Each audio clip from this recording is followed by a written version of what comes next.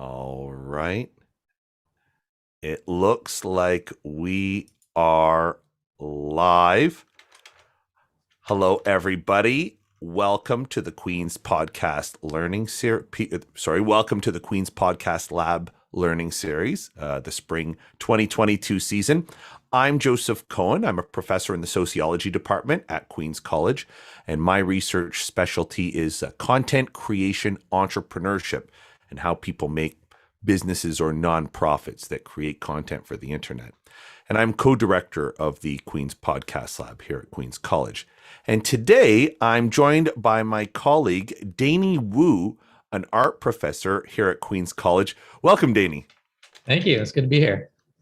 So first of all, you have a very interesting name. Your parents named you after a famous designer. Is that? Yes. What's the backstory with that? Yeah, so both my parents are graphic designers. My dad had a design agency in San Diego for about 40 years before retiring. And my mom was a design professor at San Diego State for probably about like 35, 40 years. So yeah, design is just kind of part of my blood. And we have a family friend, Richard Danne, who had a design agency in New York in the 80s, pretty well known. It's called Danne and Blackburn. And his claim to fame, which is a pretty big claim to fame, is he designed the NASA logo and all the branding around it. Not the current one, but the worm one that you see on like all the streetwear these days. So yeah, he's just family friends. They liked his name and they just gave it to me when I was born. So I'm grateful for it. I think he's a great guy, and it is a unique name, so I do have to repeat it multiple times when I meet someone, but it doesn't bother me. Nah, that's so it's so visual design is the family business. Yeah. So I really had no other option when I was born into this design family. So yeah, growing up, I was the youngest to be inducted into the AIGA, which is American Institute for Graphic Arts, and went to, I think I was like 8 or 9 when I was inducted as a member. Wow. So I went to all these design lectures and events, met like all these amazing designers. They're just like, people to me, but they're like world-renowned designers growing up. Yeah, so it's just always been a part of my family, a part of my upbringing. Got my first paying design job when I was 10 years old. I got $50 to pay to design a typeface for a software company called Splash Media, which later became Flash Media, is now Adobe Animate. Okay, so you got a legitimate Vita line at 10 years old. Yeah, totally. I'm sure that typeface is floating around somewhere on a floppy disk in like my parents' garage or something. But amazing. Yeah, it was my first paying job as a designer at 10 years old. That's incredible. Well, so as I said, Danne is a professor in the art department here at Queen's College, and one of his areas of expertise is user experience or UX design. And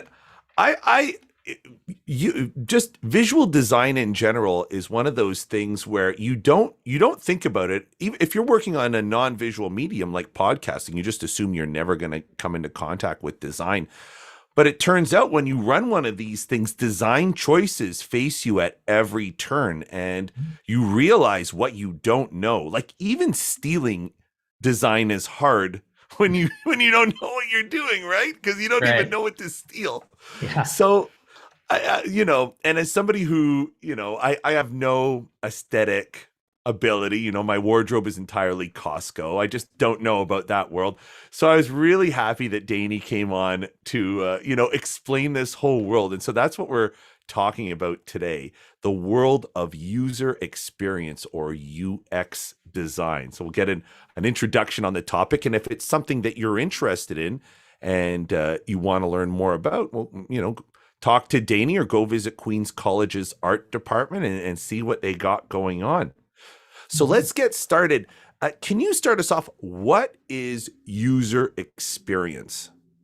So user experience, I think people can define it different ways, but to me, user experience is really understanding how an individual is using a designed product, whether that's a website or an app or like a physical handheld product.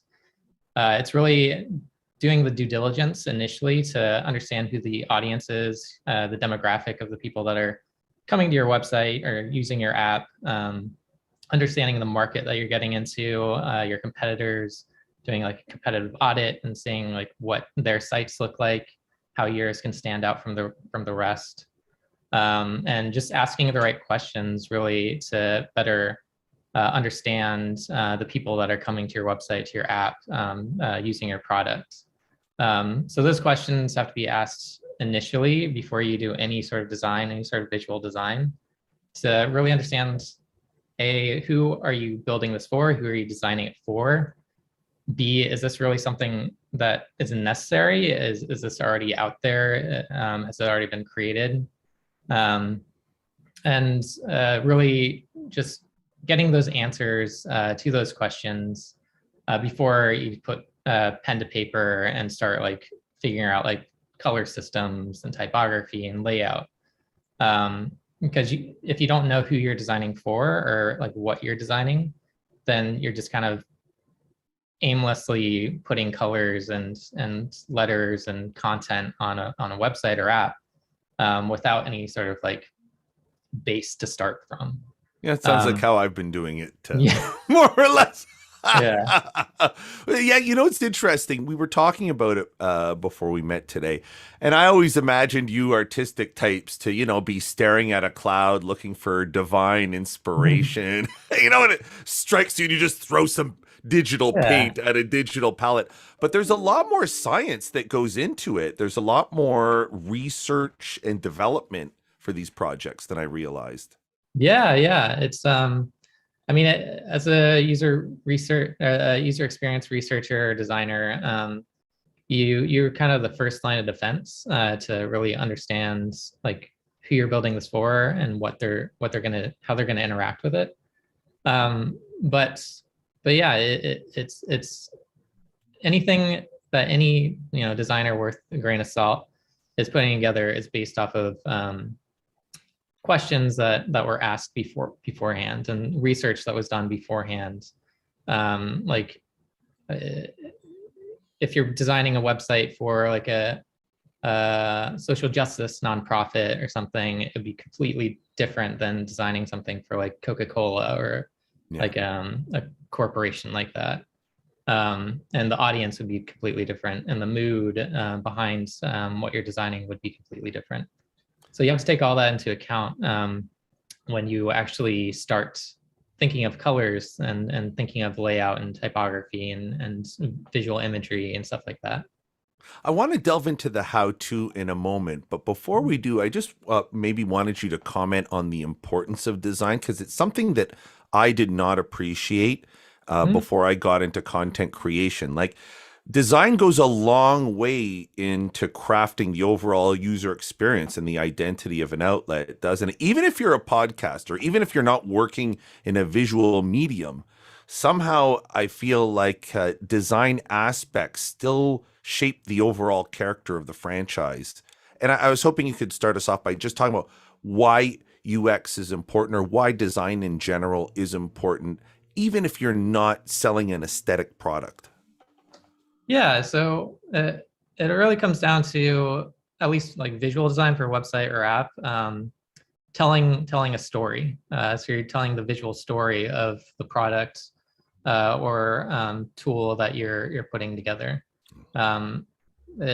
It's, as humans, it's a lot easier for us to look at a visual and get some sort of emotion from that visual much more quickly than reading text and kind of reading a description of what the company or website or topic is all about.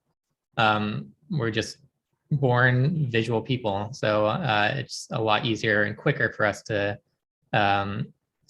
get something out of something that's more visually appealing than something basically we learn how to read, we learn mathematics. So that's not a born an instinct that was born with us. So yeah, so it's really important for us to tell the story in a visual format, in a visual way, to represent that brand, represent that company, represent that podcast, based off of the theme or the topics that they're covering. So yeah, so I think the visual component is just as important as the contextual components on any website. I'm a little biased, so I think it's probably a little bit more important. But yeah, it's definitely something that you you really have to put some thought into when putting something out there that's going to be seen by even one person, 10 people, 20 people, 100,000 people. So yeah, the visual side of whatever you're putting out there is super important when telling your story. So walk us through the steps of a UX job. As a professional, when you get a UX job, what do you do to make sure that your design is as good as it can be? Yeah, so I could talk about some of my own experiences. So I'm also a founder. So I created a company called Data Visual, which is a data visual design software company, which is basically just a website. It's a web app. And it's essentially a mashup between like Adobe Illustrator meets Excel to create like beautiful visualizations. So when I was putting this together, first I went out there and talked to people in the industry, talked to people that build charts and graphs, talk to people that use Illustrator, talk to people that use Excel, and hear them out and hear where some of the existing platforms like are working already, and where there could be improvements. So the first thing to do is really just ask questions, meet people that are kind of in the area that you're focusing on, get feedback from them, and then based off that feedback, you know that you should design or build the website in this way, add these different features, add these different tools. So that's the first stage, just asking questions, understanding the audience. Yeah. I have a question about that stage.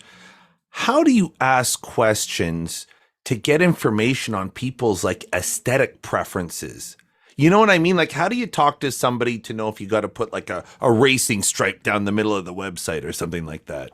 Yeah. So, when you're asking these questions, you're not really asking about like, do you like red or orange? Yeah, Getting, that's like, how I'm imagining it. Yeah. So you're not getting into the details of like the visual elements and the style. You're really trying to understand like high level what this world's all about and who these people are in it. So one good thing to do is to put together a user archetype. A user archetype is basically saying, making up a person that kind of fits a number of different demographics that are specifically focused on people who are going to your site or app. So it could be like, this is John Smith. He's 25 years old. He's college graduate, really interested in skateboarding, really loves listening to podcasts.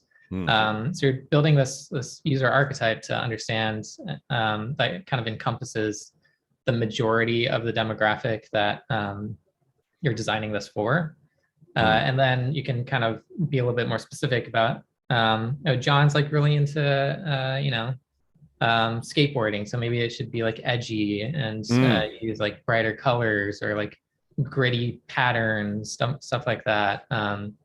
Or if John is really interested in, I don't know, murder mysteries or something, then maybe it should be like dark colors with like splashes of red or something like that. So as a designer, you're taking this information, taking what you're learning from these people, and then that's when you get to get creative with it and kind of, like you were saying, like look up in the sky, look at the cloud passing by, get inspired by the different things that you see. But it's all based off of the research that you're doing as a user experience design researcher and the answers that you're getting to those questions. So I think I get it. What you're probing for at the beginning is you're sort of trying to get the zeitgeist of the audience or of the consumer group or of the client or whatever. You're just trying to get a sense of who their character is. And then you design to the character. So if your podcast is like a badass podcast, then you'd I don't know, put like a motorcycle and a knife or I don't know, Yeah. like Yeah. something good like that though. Right. But Yeah. good. Yeah. Yeah.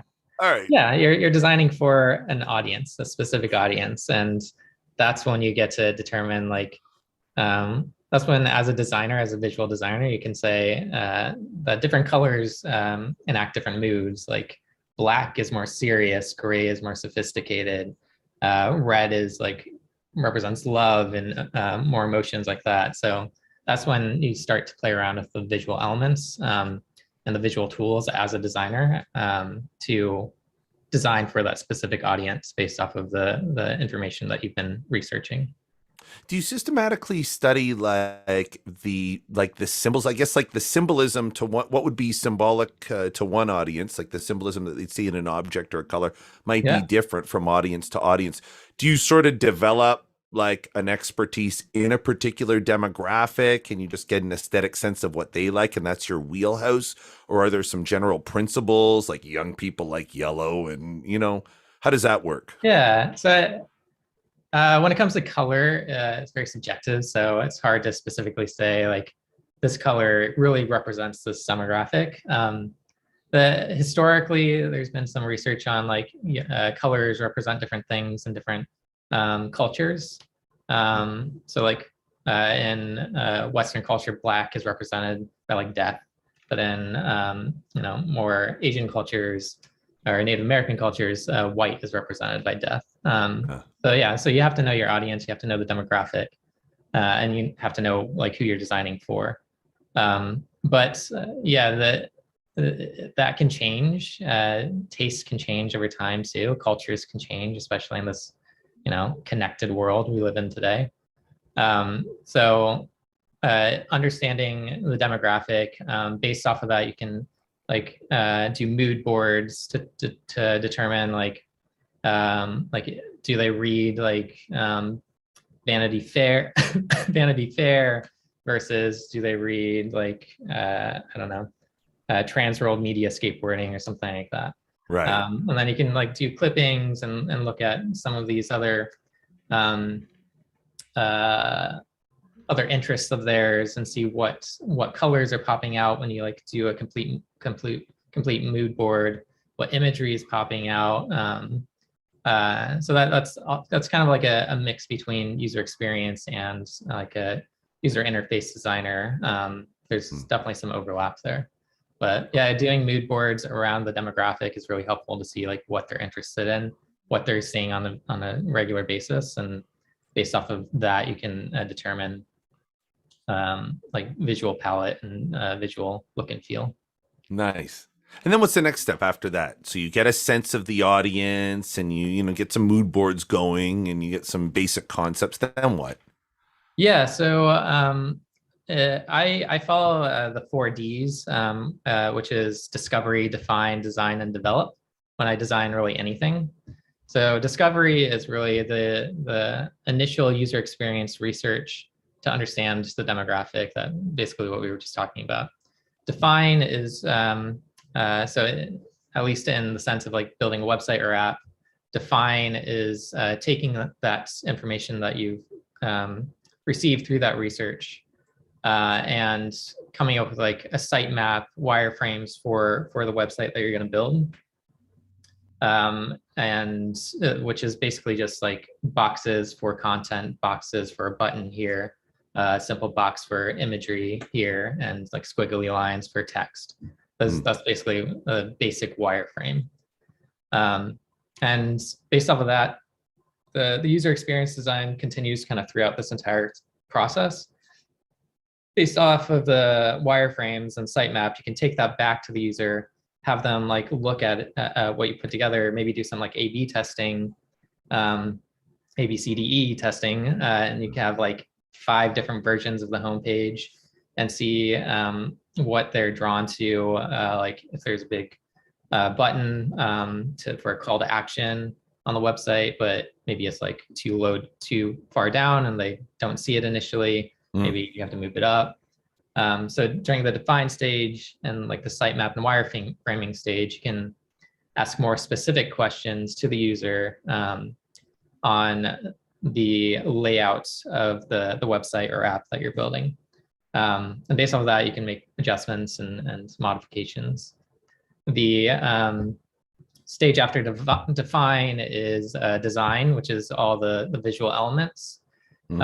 So after like talking to the user, understanding like what they do, different things that they use on a regular basis, you can start coming up with a visual look and feel, start putting together like a color palette, start figuring out if you want to use like a sans serif typeface or a serif typeface.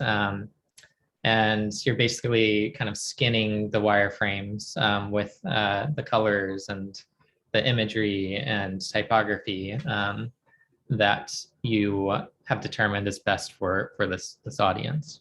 And then again, it's always good to go back to the potential user, get feedback on that, iterate on it, and improve it. And then the last stage is the develop stage. So this for a website, an app, it's pretty obvious. That's the programming stage. So once the design is complete, the developer can actually, build this out with HTML, CSS, JavaScript, or whatever framework they're using to build it. And then again, it's always good to go back to the user, get feedback on it. Like if at this point, since you're dealing with a digital online environment, there's more interactivity. So there's hover states, drop-down menus, animation that you can get feedback on from the user. And then at that point, if it's good to go, you're ready to launch. And again, the user experience researcher job continues because especially with websites and digital environments, there's lots of analytics that you can collect. And based off of those analytics, you can really determine if someone's like not clicking on a button that you want them to click on, maybe it's just in the wrong position. So the user experience researcher can do more like data science-y stuff too. And looking at these numbers, looking at the analytics, looking at how people are actually, in large numbers, actually interacting with this website or app or whatever you're putting together. And then the great thing about the internet is that nothing is ever forever on there, so you can always make changes. So that's why a user experience researcher, user experience designers important, because it spans the entire spectrum from start to finish, beyond, to make improvements, make adjustments based off of the data, the information, the questions and answers that we're getting from the user. So yeah, it's a really important job that spans the entire spectrum. So you're saying with a high-end website, all the little details are not just conscientiously placed, but there's even a scientific process where like the positioning of a banner or the positioning of a button, they'll run like research to make sure that that's the best place to put the button. Oh yeah. And that starts really at the wireframing stage, looking at and doing focus groups essentially with just printed versions of the wireframes with different locations of where these buttons could potentially be, especially for like if it's a nonprofit or something. The donate button, the membership button are like hugely important for organization like that. So the ultimate goal is to get people to donate, send money, or join the cause. So those buttons have to be obvious, prevalent, like first thing you see. And if it's not, then you're losing probably hundreds of thousands of dollars. So the placement of these elements really matter and could cost a company or organization lots of money if it's in the wrong location, people aren't seeing it. If it's like below the fold and you have to scroll down to get to it. So a lot of consideration is put into the hierarchy of some of these elements on a website or app, and how obvious they are for the user to, and easy for the user to engage with it. So yeah, it's hugely important.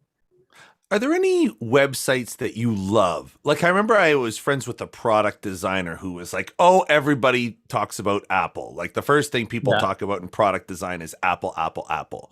Yeah. In your spaces, who's the Apple? Who's the design? Who are the companies whose design everybody talks about?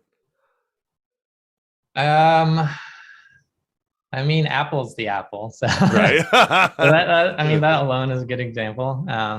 Their web experience is really, really solid.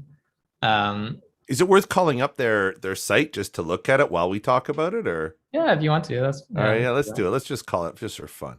Okay. All right. So here's the Apple site that I got going. So go ahead, tell us, like, what, not about this site. I'm not going to put you on the spot for this, but like, tell us about Apple in general. Like, what, you know? Yeah. So Apple's site is, I mean, and Apple in general, their design philosophy is very clean, straightforward. There's not a lot to distract you from, you know, the main content or what they want the user to focus on. It's really easy to navigate. You know, the navigation is at the top, and then on the home page are the products, and so that's what they want you to focus on. The iPhone is obviously their best seller and it's probably making them the most money, so that's why they put it at the top. They want you to continue to buy that, and it's something that you buy, you know, every couple of years and upgrade. Versus like a laptop or something, which maybe you upgrade every like 5, 6, 7 years.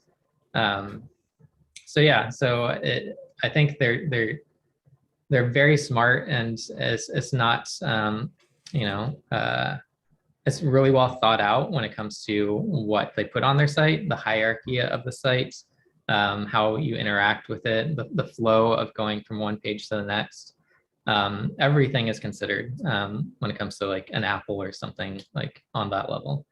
They have like massive teams of user experience designers and researchers, you know, data scientists looking at the analytics on a regular basis. So yeah, everything is considered, and it pays off for them.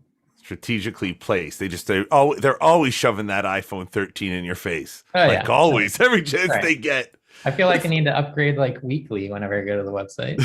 Yeah, right. Mine is so old already, and I got it like a month ago. Well, it's working on my kids, I'll tell you that. So let's take a look at maybe some less artful design, some amateur work, as it were. We'll take a look at mine, which, like, I didn't really come up with anything. I just stole different things. I guess inspired would be the more legally defensible description of. But like, while you're here, maybe I'll hit you up for some free criticism. Okay. Here's the Queen's Podcast website. Yeah. Tell us, what are we doing here? Did I steal from the right people? What should I be changing? So, I mean, I guess it's a good idea to ask like the right questions, like who's your audience? What are some of the other websites for podcasts that are kind of similar to yours? What kind of stuff are they doing so you can stand out from the crowd? I mean, I think visually it looks pretty good. There's definitely room for improvement. No offense. Not taking that. Oh, I know I'm not talented. It's not a sensitive, not a point of sensitivity. But I mean, I think for your audience, which is probably going to be more academics, I'm guessing. I don't know. Correct me if I'm wrong, but that's my. Yeah, we're not known for our style. Okay. We're not like a high style crowd. Yeah, but no, I think it looks good. I consult with an organization called Color Change, It's a social justice organization, and they have a podcast too. But their focus is on helping Black people in America succeed, essentially. And the name of the podcast is Tell Black Stories. So I help them with their website for that podcast. And because of the topic, it's uses a lot of darker colors. But because it's a hopeful podcast, we have red and splashes of cyan. So it was specifically designed for the audience. So that's really the important thing, is that you're designing something, building something for your specific audience. Oh wow! Can I show this? Because this is very impressive. All right, here we go. Wait, first we'll do a comparison. All right, here's my work. Wait, this is just, I stole the New York Times. It's just a blank thing. There's not much design. Here's my work, the Queen's. And now take a look. Take a look at what Danne does. Holy jeez, look at this. Holy jeez. So yeah, it's like, big, beautiful image or video at the top, like bold text. The background is like dark, but there's splashes of color like the cyan and the orange are really like hopeful colors. So yeah. Wow. I Even think, subtle things like how, as you scroll for the first time, the text just lifts ever so gently. Yeah, that's something called parallax scrolling, which is really kind of fun to play with. So yeah, with websites you can do all sorts of like animations, and like on scroll you can animate things in. So and that also draws the eye, draws attention to that specific area. So that's another way that you can get people engaged with a specific element on the website, is like having it pop or like jump or animate or something like that. Wow, that's very impressive. Okay, so definitely, you have to. It's like a Dunning-Kruger thing, right? You don't know what you don't know until you come into contact with someone who does know. And you're like, wow, I really don't know much. So let me ask you this. Like, if someone is interested in getting into design and maybe, a career where they make something like this, where do you start? What's the path? What's the recommended sort of path for you? Yeah. So I think it depends. Like if you're interested in like just the core user experience research aspect of it, then I think it's probably a good idea to take some classes in like psychology and classes on how to better understand people and interpret like what they tell you. If you're interested in like actually designing like interaction design path, then you definitely need to go down the more traditional like design pathway. So taking classes in basic design principles like color theory and typography and layout design. And like I teach web design 1 at Queens College. So if anyone's interested in that, that's a good class for this, which basically covers the entire spectrum of the 4Ds, the discovery, define, design, and develop. So you kind of get a taste of everything. What software do you teach? What software do you teach in your intro class? So for there's a number of different things, but for like visual design, historically we teach Adobe Photoshop to like create the visual designs of your website. The more popular software that we're going to start using in the class is Figma or SketchUp are 2 really popular ones that are being used in the industry these days. And Figma and SketchUp are really great for the user experience side, so creating wireframes too. Yeah, so those are kind of the main ones. And then when we get into development too, for that class, it's just HTML and CSS, which are like the basic building blocks of designing and building a website. there's like some platforms that you can do like plug and play and drag and drop, but I think it's better that you have an understanding of the programming aspect of it as well. So that's why we don't use any of those platforms. But yeah, so that's essentially the main tools that we use in that class. And my syllabus is all online. All my lecture videos are online too. So if you go to webdesign.dannewoo.com, you can view all that content. Wow. Well, goes to show there. So, one last question for students who go through, like, what types of career options are available to you if you Mhm. learn web or user experience design? Where do students go? Yeah. Yeah. So a lot of them go to agencies, creative agencies, ad agencies, and they're working on lots of different brands and having lots of different clients. Some of them go to like tech companies like Facebook and Twitter, and basically work on their platforms. Um, some of them go to other companies, other corporations, because everyone has a digital presence these days, and they need either like a consultancy to help them with it. But most of the time, for bigger companies like Coca-Cola, Apple, they have an in-house team, so you can go there too. So there's lots of different possibilities, especially user experience researchers. That's a really hot title these days, and it's becoming a very important, much more important role through this entire process. So there's more opportunities than there were like a decade ago for someone who's interested in that. Who's really interested in like the research side of things, understanding the user, understanding the demographic, and looking at like analytics and numbers on how people are interacting with the site. So there's lots of opportunities. I think it's a great time to be in the industry, great time to be in the field.